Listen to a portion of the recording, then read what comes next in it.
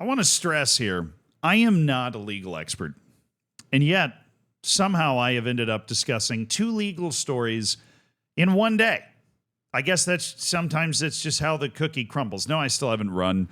I need to run at some point. But as long as I keep recording these videos, then I'm not ever going to have to run. I'm going to procrastinate running by working. Although classifying this as work it's a bit of a stretch because I'm really just sitting here talking to you about whatever. Anyways, Kylian Mbappé is suing PSG.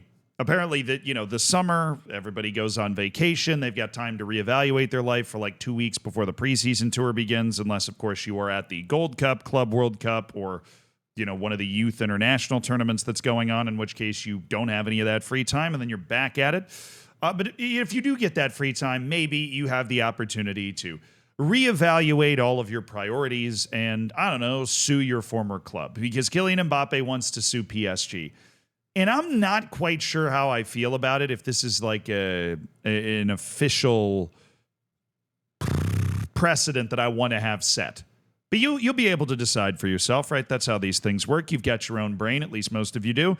Kylian Mbappé is suing first over unpaid wages, arguing PSG owe him 55 million euros or $61 million worth of unpaid wages, which, that's a lot of money, right? Obviously, Kylian Mbappe's contract at PSG over those last couple of years was pretty insane, but I don't know how.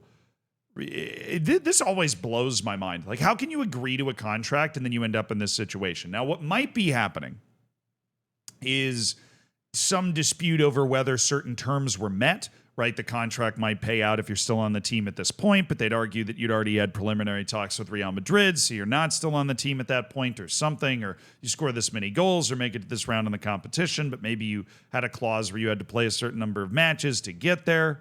Right, I could understand maybe a debate over bonuses in that way, but I have a hard time believing that a contract that's subject to FFP is going to have like $61 million worth of bonuses in it, right? I mean, this has got to be some part of the core contract that has not been paid out by PSG, at least according to Kylian Mbappe's camp, which I is not necessarily 100% reliable here. That's a boatload of money. And that is reason for lawsuit, right? I realize these players get paid a ton of money, and that's not the only reason for this lawsuit. The other reason is hilarious and weird. But the idea that you would sign a contract that says we're going to pay you this amount of money over this amount of time and then not do it, that's always bothered me, right? Obviously, these guys get paid maybe too much, but I don't know. You know how many people know who Kylian Mbappé is and would be willing to pay to watch him play? You could also make an argument that these types of players are undervalued when they get to that level, just because FFP is basically depressing wages at that point, because you wouldn't be able to build a team around these players if you paid out the actual amount of money. It's a complicated situation. I'm just basically trying to defend myself from the people that are going to say, I can't believe you're supporting them making that amount of money. But they signed the contract. Everybody involved signed the contract. You should pay out what you signed on the contract. Now, the weird part of this lawsuit. The prosecutor's office said Mbappé is denouncing the lofting he claimed to have been subjected to at Paris Saint-Germain. Okay, so, lofting. Fortunately, ESPN, who wrote this article, did a good job. They explained it in the next sentence. The word lofting is used in France to describe a practice that involves isolating or leaving a player out from the main squad for sporting, administrative, or disciplinary reasons. And if you don't remember, they did do this, right? PSG took Kylian Mbappé and had him train by himself. They had him train not with the first team. They kept him out of games. And if I remember, the only thing that ended it was they basically had a conversation. Everybody got together and they went, okay, what do you want to have me be back in the team or whatever? And Kylian Mbappé and his camp in PSG eventually worked something out where he could come back and play. But it was always awkward.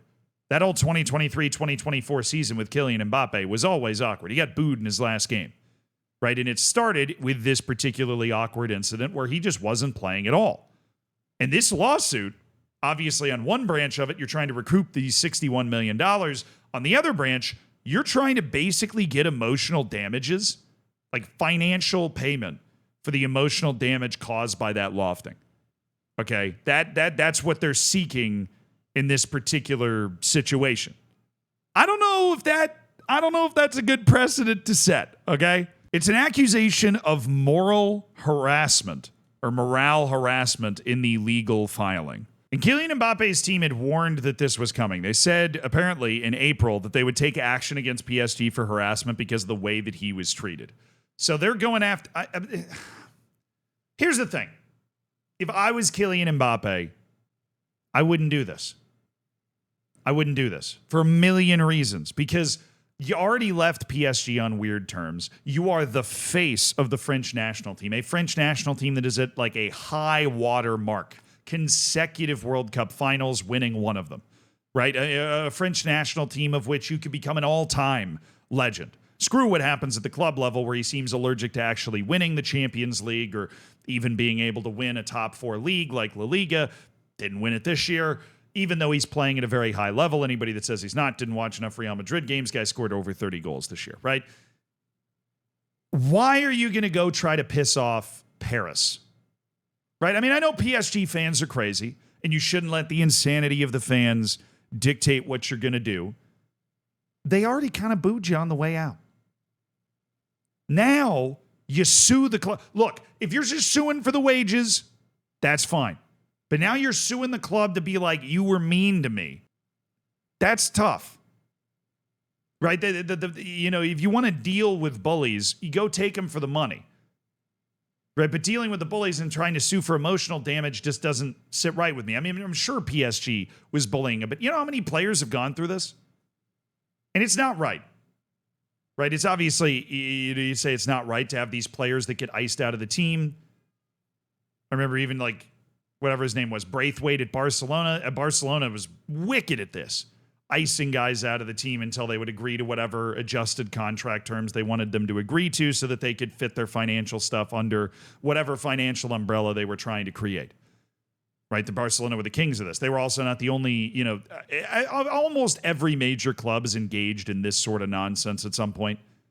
Right? You got a player who doesn't want to accept the transfer. You've got a player who doesn't want to take a new contract like Kylian Mbappe. You've got a player who won't accept reduced contract terms. There's a million different reasons. You got a player who goes to the club and parties too much, and then you just don't let him train with the first team. You got to train with the youth. It's a meme in the football manager universe to do that.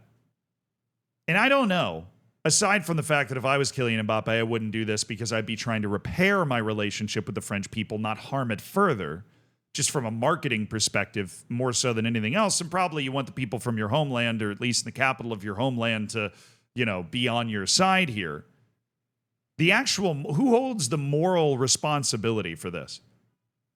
I mean, you're signed onto the contract to play for that club. Technically, the club can do whatever they want. Now, obviously, there are promises. Sometimes those promises are baked into the contract. Sometimes they are word of mouth. But is it the club's fault for not playing you? Does the club have an obligation to play you? Honestly, the more I think about it, the more I feel like unless there are certain minutes requirements baked into the contract, if the club doesn't want to play you, they don't have to play you. And if they don't want you to train with the first team, then you don't have to train with the first team. I mean, unless this stuff is baked into the contract and agreed upon beforehand. Right? In which case you could go to court and be like, they didn't do this, and you get your money and you're fucking out of there. But I think it is a bit of a weird precedent to say the coach didn't play me. No matter the reason. No matter the fact that it's obvious that Kylian Mbappe was one of the best players, if not, he was the best player on PSG at the time. He would have been playing if it was just performance-based, and that didn't matter. But coaching decisions are always an enigma.